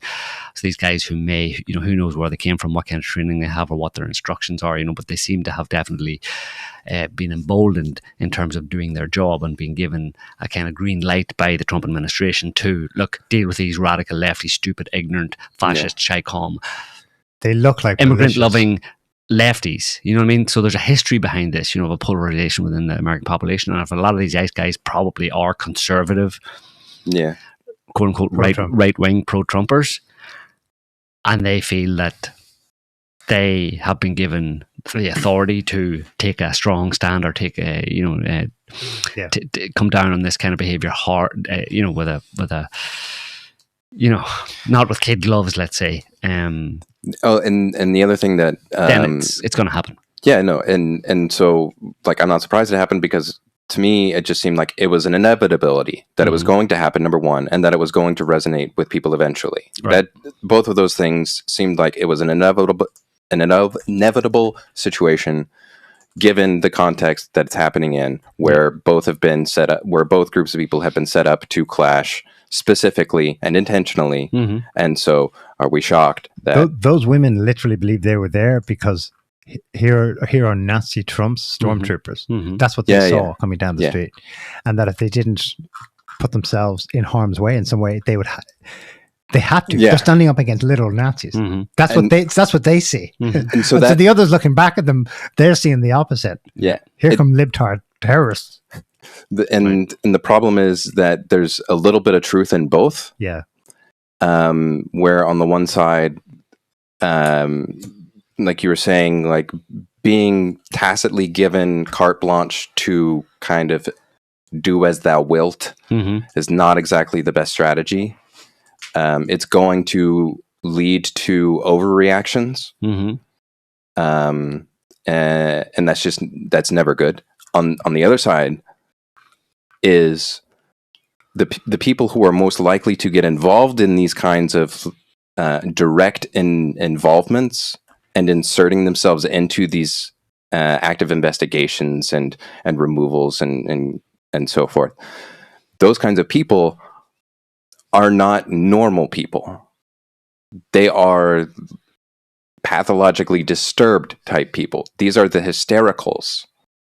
They're not because the average person, maybe they care, maybe they don't, but they're just too busy getting on with their lives. But for these types, there's something wrong with them that they have to. I mean, there was a woman who was on a street corner and she was crying hysterically, and she was talking about how she didn't know how to feel because she was shedding tears of white privilege, and white tears don't help anyone. And it's like, you are broken. You are not normal. So she could have just said, "I'm crying because I don't like the way my country's going." But instead, it was just this weird taking a partial stance. But she took a partial stance with the politically correct ideological nonsense. Yeah, it's a terrible mix. And the way that the one woman who was outside of the car, who was goading, I believe it was the man that did the shooting, by saying the plates haven't changed, they're not going to change. You should go get lunch, big boy. That was her wife. Was it? Yeah, Good's wife. So she just dropped her off. She is the exact same as I can't remember. I wish I could remember what it was, but Harrison over on the Ponerology Substack did an article a couple of months ago about like the hysterical like lefty liberal types and pointing out the pathology that actually underpins the hysterical reactions that you see from these types of women. Mm-hmm. And so when this woman was saying these things to this guy, that's exactly what it reminded me of, was its pathology on display. So It's not exactly like these people are, the best and most upstanding citizens just trying to help their fellow countrymen or anything like that. It's like they're... Yeah, what are the chances? So chances are, I think, are that it'll just peter out, yeah? In this case, because she wasn't black, yeah. Yeah. But it is interesting that Trump was... He was angling for a fight here, because this was the single largest deployment yet of ICE agents. Mm. And why Minneapolis? Because of the Somali daycare funding scandal. Mm-hmm. And just a few days, while announcing he was sending 2,000 ICE agents to Minneapolis, he cut federal funding to these daycare centers. And that's on the back of an influencer's videos that went viral over Christmas, allegedly exposing this fact. But when I looked into it, he didn't. Nick Shirley, he brought attention to it, but there'd already been investigations and prosecutions under Biden of these centers. And the deepest conspiracy theory is that the Somali community in Minneapolis has long since had help, aid, looking the other way by the law, going back to the 1990s, when they first arrived over under CIA and military protection from Somalia. So there's several layers to it, but I do think Trump was kind of seeking to make an example, maybe. Swing into the next blue city and show them who's boss. And it could have backfired badly. We'll see where it goes, but I mean, the bottom baseline fact, though, is that still to this day there's not mass deportations. There's the impression of it. Trump's all about making it look like that. Mm-hmm. Actually, you look at the numbers, it's still Biden and Obama who did most deportations. It's funny, 2,000 ICE agents, but how many were actually picked up and actually confirmed illegals, deported? The numbers are still below what the blue presidents were doing. But in people's heads, though, a whole other war is taking place where it really is happening. It isn't, not yet. Yeah. No, and that was one thing that that gets me about like all of the stuff about securing the border and stuff. It's like you're not even living up to Biden level deportations. Mm. And all of the messaging from Border Barbie and so on. Trump secured the border. Who's Border Barbie? Christine. Oh, is that her nickname? Yeah. It's just the messaging being completely not what is actually going on. And if it is the case that it is something that they want to do and they're trying to do, they're falling so far short of their own metrics of what they should be doing that it's just very underwhelming. So what's the reason for that then? of talking big and not delivering. Part of it, I think, has to do with being hamstrung. Mm-hmm. Because Trump made such a show of wanting to do these deportations. And like you're saying, deportations is not a new thing. It's been going on forever. But because Trump wants to do it, then everyone in all of the blue states and all these blue cities are actively trying to interfering, and actively trying to block it and stop it. Mm-hmm. And their actions have helped create this situation. Yeah, that's what I see as the most logical explanation, is that it's something that they want to do, but they've been hamstrung, whereas in previous administrations it was just not really acknowledged and therefore ignored. Yeah. But because Trump wants to do it, they're actively working against it. I think you could say that the people who have tried to come has gone down dramatically. Yes. I'm pretty sure that's right. Yeah. But that still doesn't solve the problem of, number one, there's still a shit ton of people coming. Mm-hmm. And number two, that all of those people who came before are still there. Mm-hmm. So what do you do? And you're blocked at every turn. What do you do? Well, you kind of give your guys carte blanche to do what they need to do to get the job done, but then that creates, and so it's a mess. It's a freaking mess. And it's that, whether it's contrived or not, the blocking of if that's what's happening, and being blocked from actually deporting these people is it's either going to force Trump to back down and stop doing it, or if he doubles down on it, then it's going to cause more scenes like we saw this week, and more protests and more violence and more opportunities for wrecking of the place, for never Trumpers and deep staters to use it against them, to as a counter pressure, counter valve against them. Well, this wasn't it, but the thing we imagined in our heads when Trump was all like talking a good talk about mass deportation was like, obviously this is inevitably going to cause a massive chaos in cities. BLM will look like, a small fight in the park compared to this. Mm-hmm. That's so the potential of that. It's kind of the leverage, and both sides are trying to wield that leverage. Mm-hmm. A few days ago, we had some Orezhniks. Yeah, finally. In Ukraine. Not that that's really... I mean... I saw there was a picture of Putin actually throwing the lightning bolts. Zeus. Like Zeus. Like Zeus. Zeus. It was Zeus. Yeah. I mean, it came on the same night that a major kind of drone and missile attack, particularly on Kiev, mostly on Kiev, on that same night, damaging, pretty badly damaged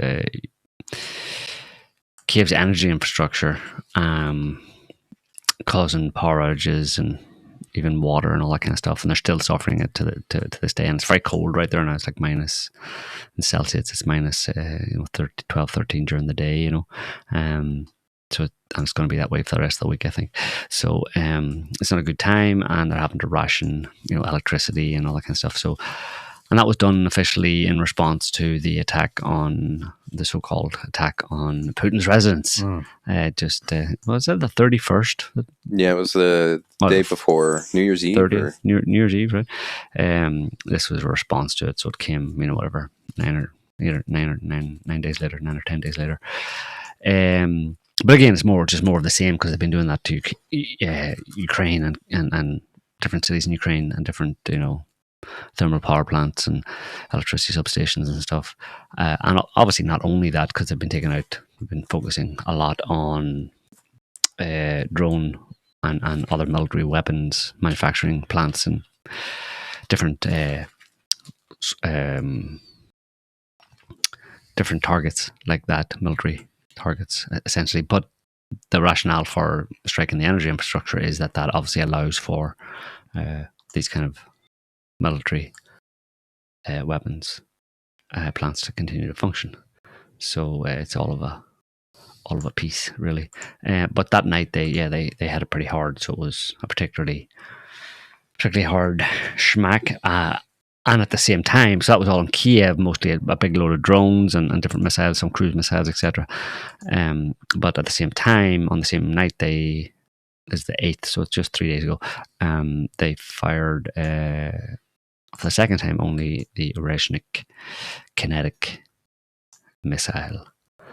Here's a video of it right here. Expand it a little bit, maybe.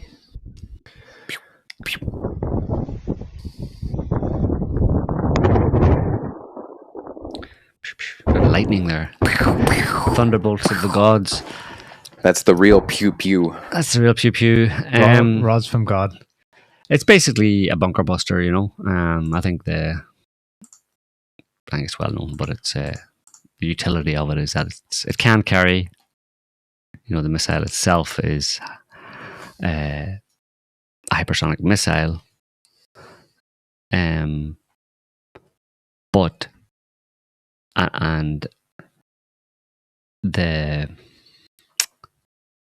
it can carry a nuclear payload. It's not really shoot downable. It flies too fast.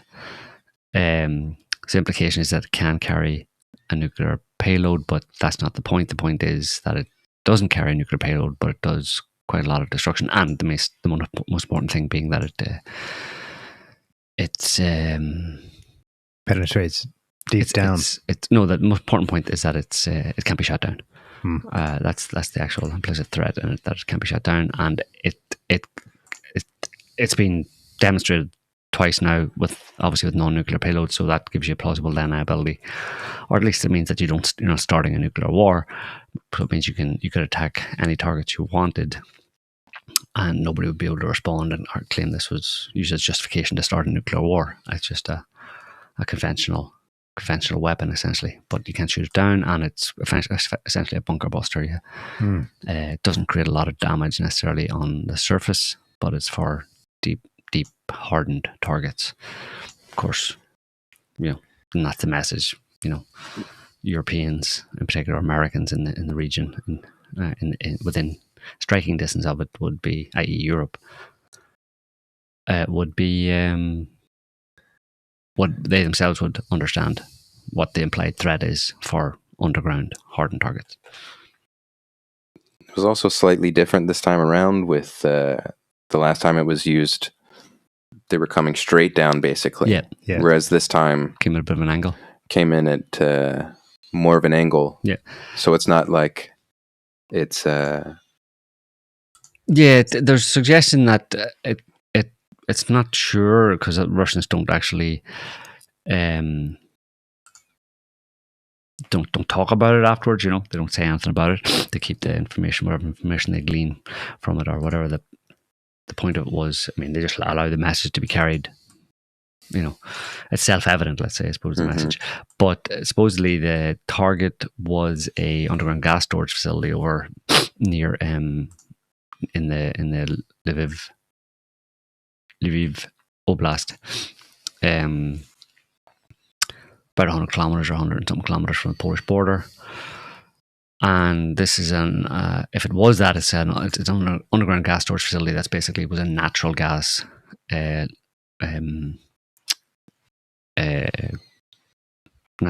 deposit, basically down to 800-900 meters below ground. Natural gas. It's in these stratas of sandstone, rock, etc., and it's held there naturally. And that's how you extract. That's where a lot of natural gas comes from, and those kind of locations. But then whenever they used it, it's been being used since the middle of the 20th century, basically 1950s. But it was depleted maybe later in the 20th century, and then they repump into it, basically, to use the natural stratas to store gas. The way it was stored naturally, pump it in from Russia, whatever, So they do that a lot in a lot of places. It's pretty common practice around the world.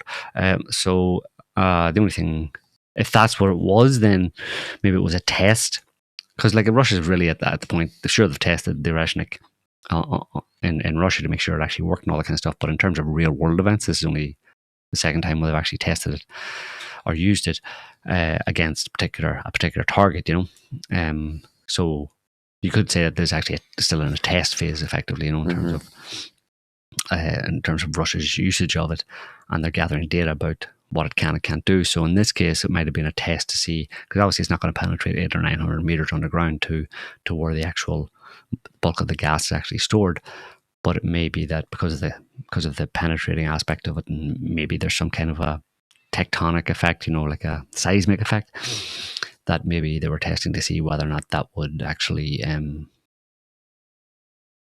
disrupt that in a knock-on way, not necessarily breach it itself, but that could cause some kind of a seismic effect that would lead to the partial, at least, breaching of the actual gas storage site underground in the rock strata. Because if that happened, that's like economic war, basically, because that's like I think it's the biggest one in Ukraine, and I think it supplies like half of Ukraine's natural gas, and it also supplies gas to Europe and stuff, Shit. So, yeah. That's what I heard from Ukrainians. Huh? That it's become, in recent years, since the war, especially since Nord Stream was blown up, it's become a kind of overflow unit for at least the eastern countries in the EU in wintertime at peak times. So the timing and the location is, as there's a few messages rolled into one there. If it indeed ruptured it in a catastrophic way, they can't be used, then well, there goes that plan. Well, it leaks out, yeah. It would cause it would all leak out, basically.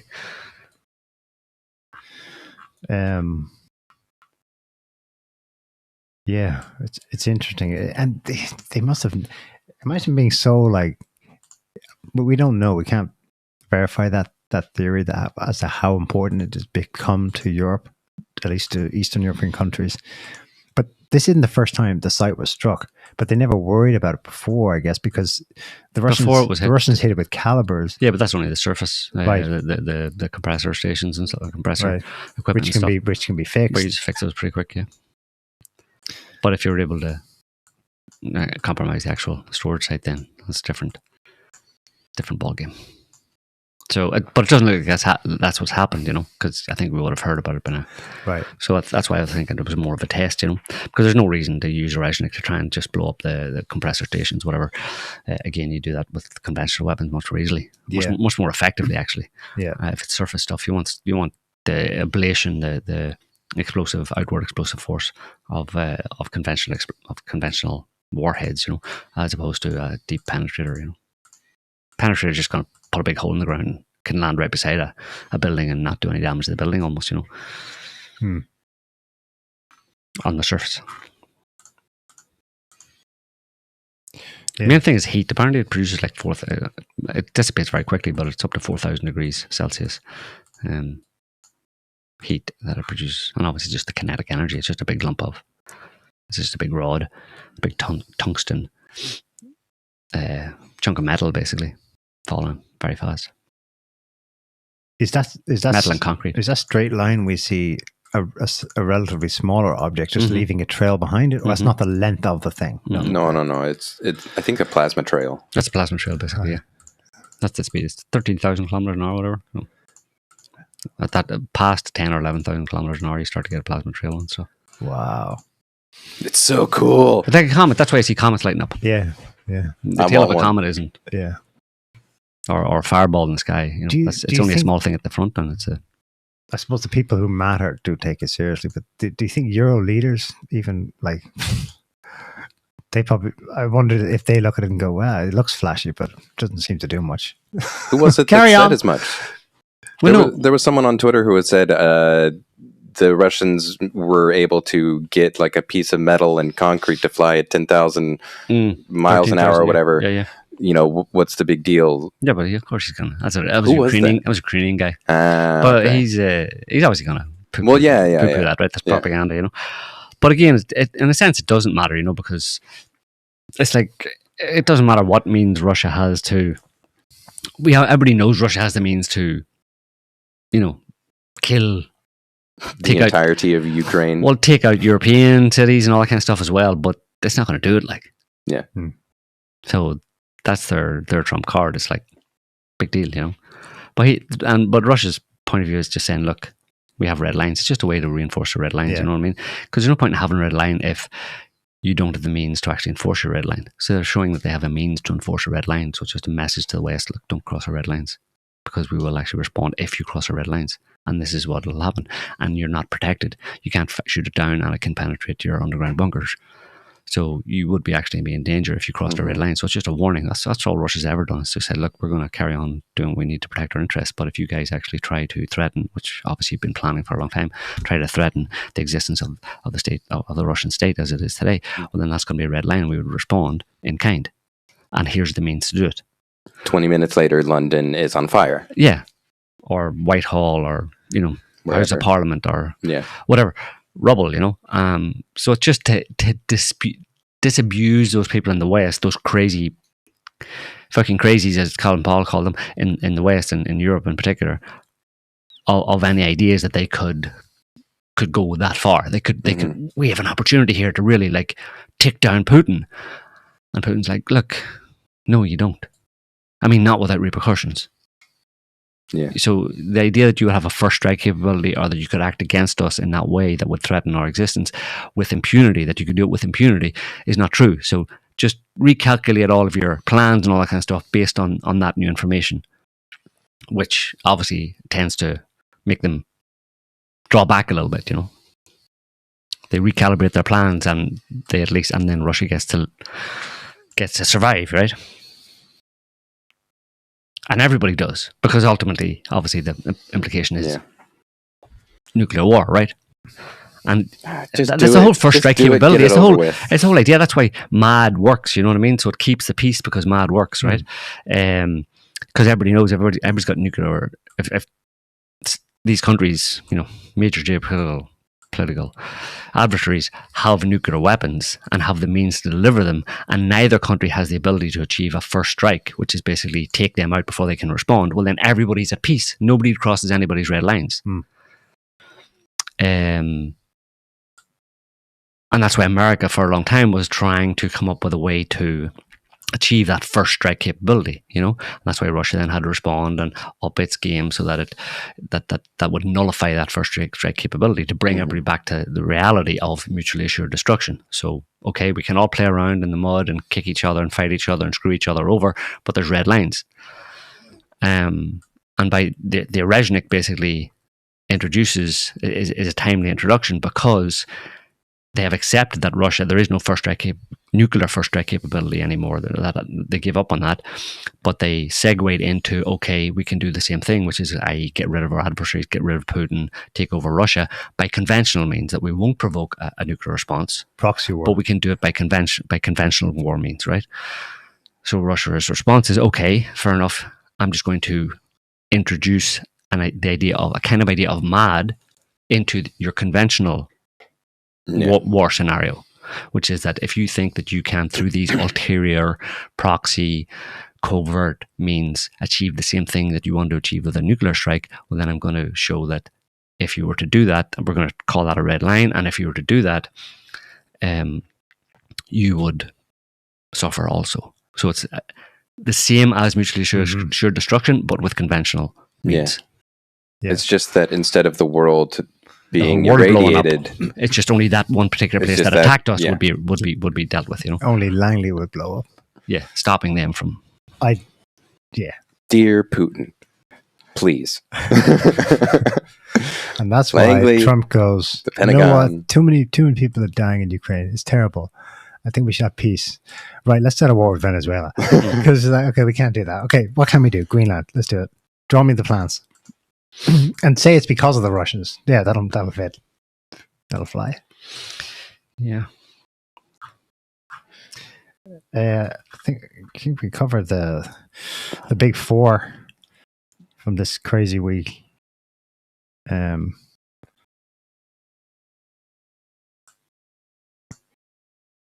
There was, I saw you comment about this on X. Trump's folly, the Atlantic headline. The U.S. has turned dark, aggressive, and lawless. Like, hello. As if we just explained. Where have you been? It's always been this way. It's just more. It's just more out in the open. It's quickened and honest and it's desperate. Just been done in the open, and the media and a lot of people who snorted all the bullshit over the years, all the freedom and democracy bullshit over the years, are now having trouble realizing that they're like, oh my God, this is a massive turn away from everything we stood for. And it's like, no, you were sleeping. You were dreaming all of that before. You were high on freedom coke. You were high on freedom coke. What you're seeing happen now with Trump is what has always been happening for those of us who actually just scratch the surface a little bit rather than proffering bullshit to the entire world. Proffering the bullshit narrative. Yeah. I mean, people just love a narrative like this, snorted like. Did you guys look into the fires in Argentina? Yeah, them Jews. I'm still digesting it. It's quite Seems to be wild fire conspiracy theory. At first, you're like, no, and then you're like, well, maybe, and then you're like, oh my God, wait, what? Because I didn't know that Milei actually did revoke the law. He did. Preventing lands that had been burned, because apparently it was a law in Argentina that if a land was burned or like a property was burned, it wouldn't be allowed to be resold for 30 or 60 years, depending on, context and situation. Right. And then he revoked it. Mm-hmm. And then all of a sudden there is massive fires in Patagonia, and who happens to be caught setting fires and who happens to be buying some of this land? Well, just notice who's involved. That's all I'm saying. Just notice who's involved.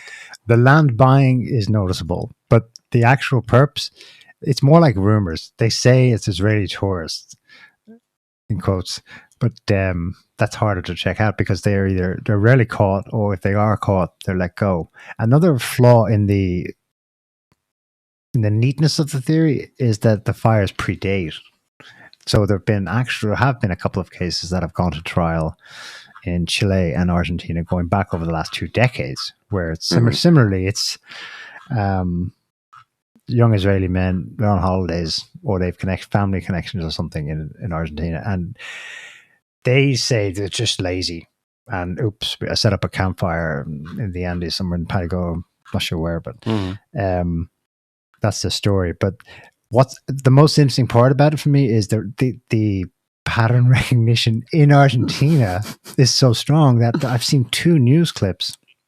I'll see if I have one here, where they're interviewing like a local on the one hand and then a firefighter on the other, and who's just, he throws his hands up. I'm so sick of it. It keeps happening. We know who's doing it. The government's letting it happen. Yeah. So that's just, at the very least, it's a strong signal of deliberate arson. Mm-hmm.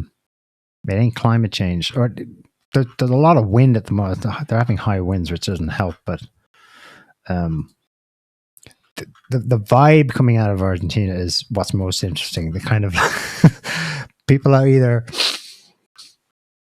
they're either noticing in an objective sense, or they're just it's scapegoating. Mm-hmm. Mm-hmm. There's a little bit of a pattern there, and they're overinflating it. That's possible. But DG Geopolitics, they have a big piece on this. They talk about Plan Andinia, where this is the full fleshing out of the conspiracy theory is that Israelis have one eye to a long-term possible future idea where they carve a piece out of Patagonia and set up a second parallel Jewish state. That's the conspiracy theory. But also Max Blumenthal, the Grey Zone, put a big piece out about this as well. They think this has merit too. At least of the pattern of Israelis buying up land that went cheaply because of the change in the law. So that's the recent effect. So that's my cautious caveat on this, but it's definitely one to watch. I think there's a long history of the people of the light being in Argentina, isn't there? Yes. Long history. First started off with the Nazi hunters, hunting Nazis down in Patagonia, and decided, we like it here. You know what? These Nazis aren't so bad either. Nazis had a good idea coming to Patagonia. Yeah. So we'll have to wait and see. It's all stuff will happen, and then just gotta watch it go down. Boom, boom, Tel Aviv, and that was anti-schizophrenic Joe. Anti-schizophrenic. Who knows? Can't predict anything these days. Them Russians. Boom, boom, Tel Aviv, or they do have their ducks lined up, and it's regime change Iran, and then it all falls apart. It's the next one, and you can't put it past them. They're the empire is desperate, yeah, but there is a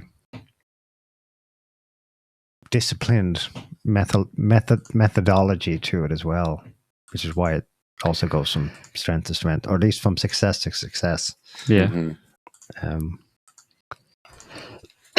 What it all hinges on is whether or not Trump's able to continue to do, which he is doing, what the neocon plan, he's continuing to fulfill and carry out the neocon plan that was formulated just pre 9/11 for the new American century. He's basically, he can't disagree with that. That's pretty. It was an accurate vision of the future, and they developed lots of policy papers under their project for the new American century. About basically having to confront China and Russia, peer competitors, and do what's necessary. I mean, didn't have all the details, obviously, 25 years ago that it might have needed to have for today's world. But Trump is certainly carrying out that policy, the neocon policy. So Trump is a neocon. The only potential saving grace, which may not actually mean much in the end anyway, is that he's trying to do it without just being so reckless and bloody about it. It seems reckless to people because he's being transparent about it, but that's for people who haven't been paying attention, don't know that this was going on all the time. If you could hear the backroom talks or the talks that Bush Jr. and even Obama were having about the world and what they were going to do in the world and stuff, you would have been horrified, right? You would have all of your faith in America would have collapsed in a moment, but they kept it all secret. But for people who were interested and suspected that was happening, it was easy for you to infer that or figure that out from different leaks, and just putting the picture together. It wasn't hard, which is why we've had a fairly negative view of America and its role in the world for quite a long time, because we were reading between the lines. We weren't believing the bullshit freedom and democracy. But all those people that did, who didn't care to see reality as it was, are now. Oh, that Trump! Shocked. That Trump gives me nightmares. He's gone. I've never seen anything like. He's gone rogue. No, he's all that kind of stuff, and it's like, dude, this is the way it's always been. But you're lucky actually that it's happening under Trump, because there at least is a little bit of restraint with Trump compared to what the neocons and people like Dick Cheney and Donald Rumsfeld and all those former Trotskyist. I think Trump would like to achieve the plan without the crazies, or in a way he can manage the crazies. And John Bolton is an instructive. His professional relationship with Bolton over 2 terms now, versus the outcome of what so far has actually happened in Venezuela. It resulted in Bolton last week going on MSN or something to complain that he wasn't doing it right.